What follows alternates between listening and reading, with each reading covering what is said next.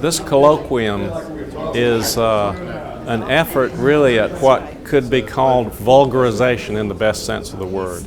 In other words, popularizing a serious writer. It's not, we have some scholars here, but the main effort is not so much to delve into some arcane aspect of a writer, but to open him up, open up his work and his life to people who live in this area because he lived in this area. During the summer of last year, 2012, I made a sentimental journey of sorts. Dean Lambert agreed to send me to La Rijardie in southwestern France, to the country home of the late Vladimir Volkoff, to gather materials for a Volkoff archive here at the Tarver Library on the Mercer campus. Then with his little yellow fingernails would flick the first cigarette over his desk and it would land in front of our feet. So I had told my father this story about this is how my education was going in Paris. And my father told this story to Vladimir and he said, they're just a bunch of Marxists.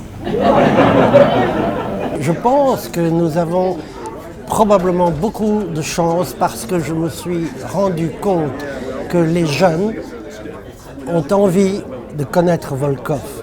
Thank you very much. I'm impressed with how interested, especially young people, seem to be in Vladimir's work. I like the idea that Volkoff sees France in his own way, and I see France in my own way. I believe that French is a beautiful language and a beautiful culture, and I know that he feels the same way even though while he was there he felt like an outsider. And I believe that me going there as an outsider would just make me understand it better through the eyes of Volkoff. I'd heard of him, and so when I saw that it was going to be put on, I thought, well, this would be a chance to go and learn really some more about him and about his writings, because I really was fairly ignorant, or well, real ignorant about all of that. And I've loved the stories that people have told about him, because I think that tells you a lot about who he was as a person. And I'm sorry I never had a chance to meet him or to spend any time with him. I feel envious of those who have.